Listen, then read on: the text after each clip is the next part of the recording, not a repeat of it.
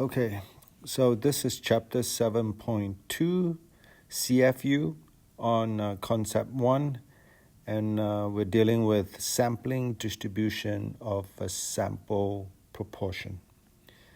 And students should be able to calculate the mean and standard deviation of the sampling distribution of a sampling proportion, of a sample proportion, p hat, and interpret the standard deviation of the sampling distribution of a sample proportion.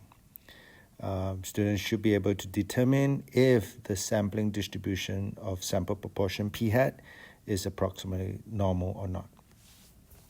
So let's dive into the question. Suppose your job at a potato chip factory is to check each shipment of potatoes for quality assurance. Further, suppose that a truckload of potatoes contains 95% that are acceptable, that are acceptable for processing. If more than 10% are found to be unacceptable in a random sample, you must reject the shipment. So to check, you randomly select and test 250 potatoes. Let p hat be the sample proportion of unacceptable potatoes.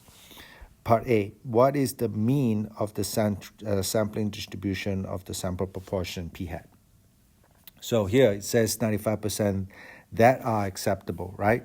Truckload of potatoes contain 95% that are acceptable. But they want to find sample proportion of unacceptable potatoes. So you take 100% minus 95%, that gives you 5%. And in 5%, if you change that to decimal, 0.05. So that's a proportion, right?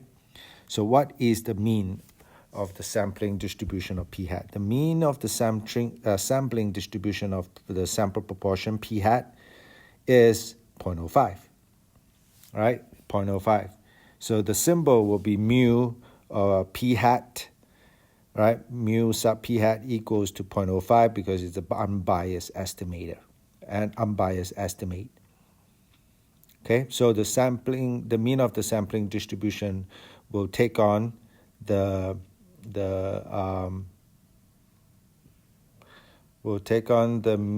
sample proportion. Okay, so I got a little bit confused over that. So here, the mean of the sampling distribution of sample proportion p hat is should be equals to p, right? It's an unbiased estimate because this p is going to be your population proportion of unacceptable potatoes. So in this case, the population proportion of unacceptable potatoes will be 100% minus 95 is 5%. Okay, 0.05. Okay, part B, check the 10% condition, right? The 10% condition and calculate the standard deviation of the sampling distribution of the sample proportion p hat. So whenever that you need to calculate the standard deviation, you have to check the 10% condition. The 10% condition is synonymous, right? It's linked to finding the standard deviation of the sampling distribution of p hat. So the 10% condition.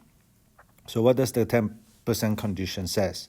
This 10% condition says that your sample size has to be less than 10% of the population size. So the sample size is the small n, population size is the big N, right? Capital N.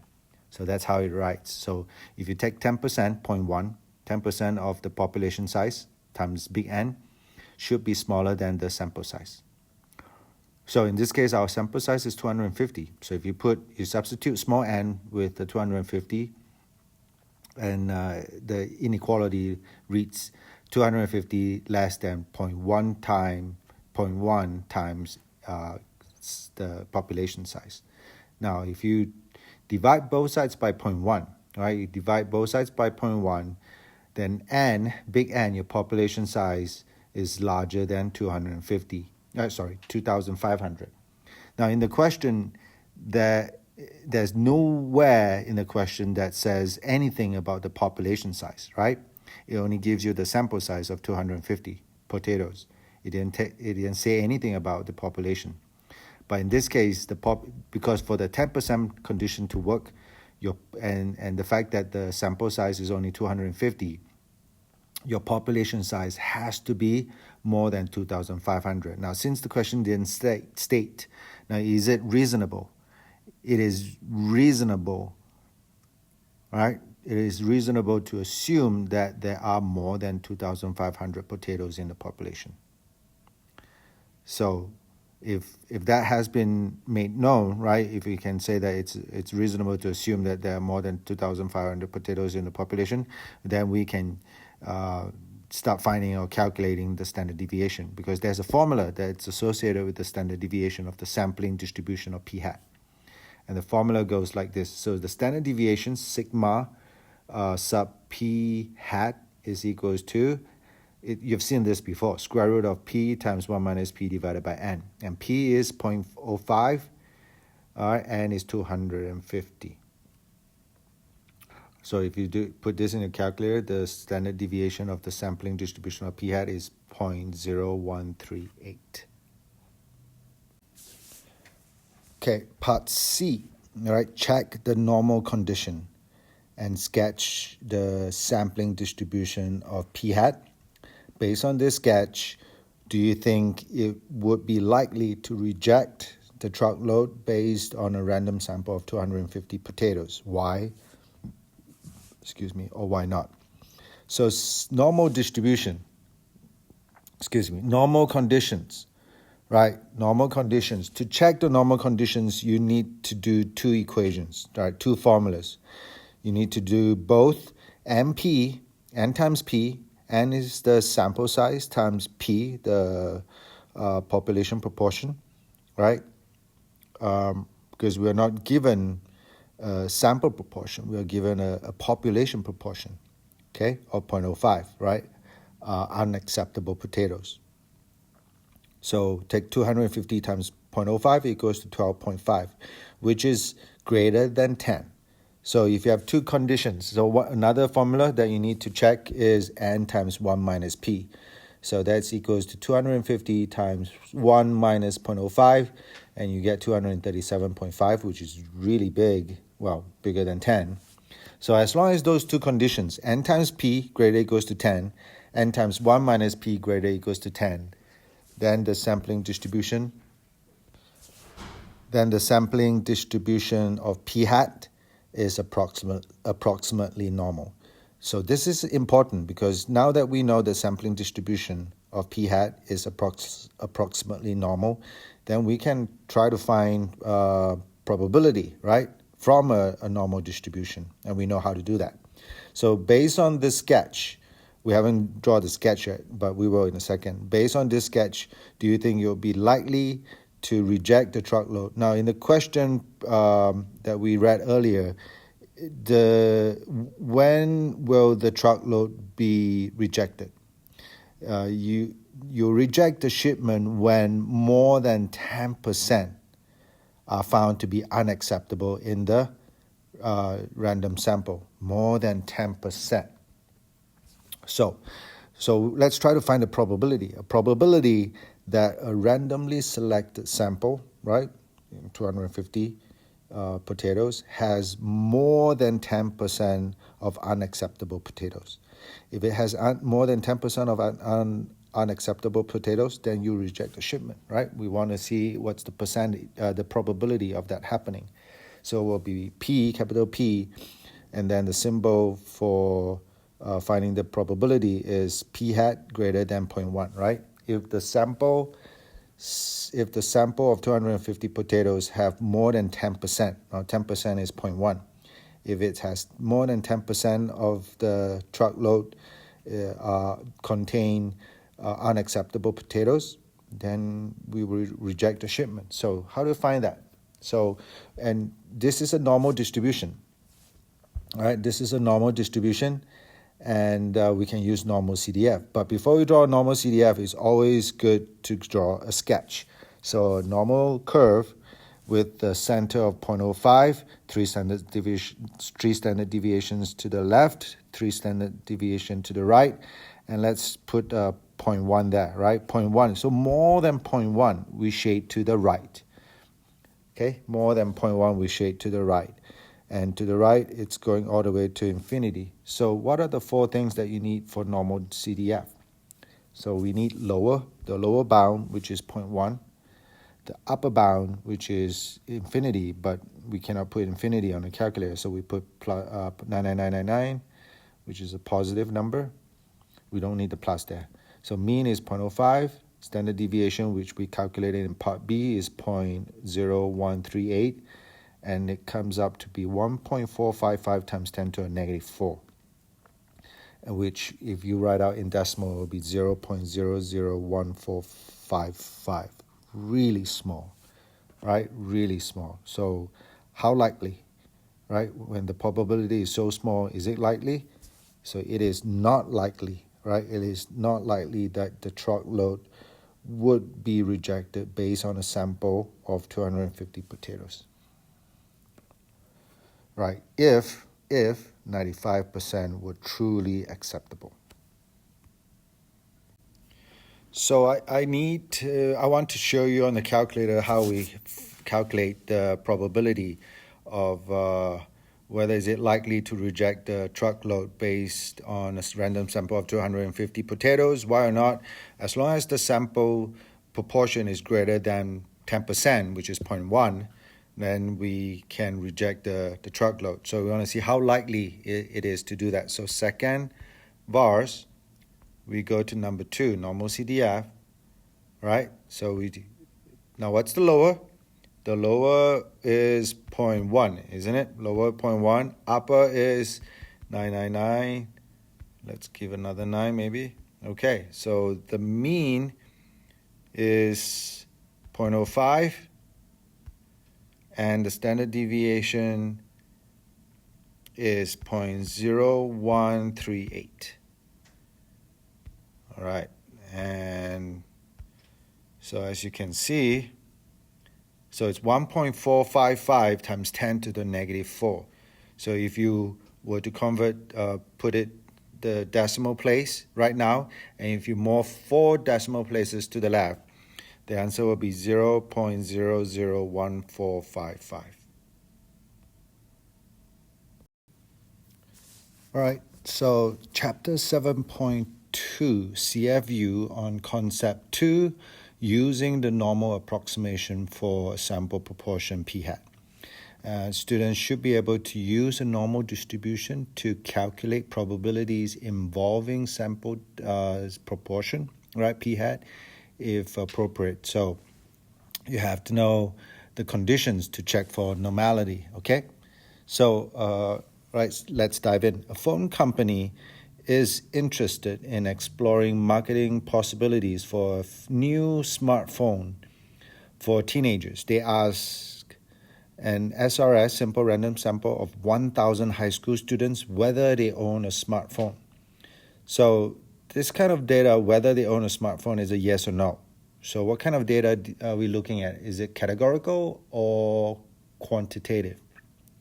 So it's categorical. Yes or no answer is categorical. So suppose 65%.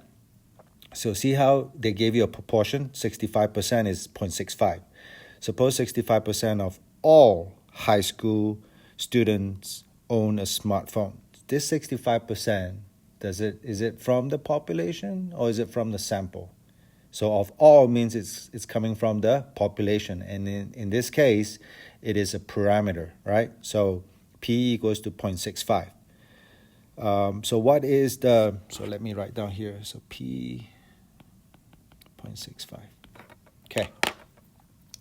So 65% of all high school students own a smartphone. I thought it would be more than that. What is the probability that the random sample selected by the company will result in a value within 3 percentage points of the true population proportion? Show all your work. So up to this point, I mean, we have learned what are the few ways of finding probability, right? I mean, you can use the theoretical probability skills or formulas that you know, but in this case, you're talking about distribution. And the only way we know how to do a probability from distribution is provided if it's a normal distribution. So we need to check for normality, right? So since both p times n times p, right, is 1,000 times 0.65 is equals to 650. That's greater than 10. And I need to actually say remove that. Here we go. Okay, let's continue. Right, n times 1 minus p equals to 1,000 times 0.35, and it's 350. That's greater equals to 10. So since both conditions are satisfied, right, both n times p greater equals to 10, n times 1 minus p greater equals to 10, the sampling distribution of the sample proportion p hat is approximately normal. Yay, we can use our normal CDF. So, but in order to use that, we need to know our mean. So what is the mean of the sampling distribution of the sample proportion? So mu sub p hat equals to p, because it's an unbiased estimator, right? Equals to 0.65. You have to use p. And the standard deviation of sigma sub p hat equals to, there's a formula, square root of p times 1 minus p divided by n, which is about 0.015. So finding the probability. Now, this is a bit tricky. It says, what is the probability that the random sample selected by the company will result in a value within 3 percentage points? So 3 percentage points, you're looking at, well, percent points is 0.01. So within 3 from each, you got to add 0.03, you got to minus 0.03. So if the mean is 0.05, so 3 percentage points less is 0.62, and 3 percentage points more is 0.68. So that's why we're trying to find the probability such that the sample proportion is greater than 0.62 but less than 0.68. And we can use normal CDF. Now, normal CDF, we have lower, upper, mean, and standard deviation. So let's try to sketch the normal distribution first. So we have the normal curve. The mean is 0.65, 3 standard deviation to the left, 3 to the right. So 0.62, which is less than 0.65. That's why I draw a black line with the 0.62. That's the lower boundary. Upper boundary is 0.68. And the middle is where we want to find, right? The probability, the area under the curve. So the lower should be 0.62. Upper is 0.68, mean is 0.65, standard deviation is 0.0151, and the probability turns out to be 0.9531. All right, so I want to show you on the calculator. So let's go to the second screen. So my calculator, how to go to normal CDF? We go to second vars, and we go to number 2. And then the lower was, what was it? 62, right? Actually, no, because it's proportion, we have to put 0.62. And the upper, 0.68. The mean was 0.65. Standard deviation is 0.0151, right? Okay, therefore it's 0.9531.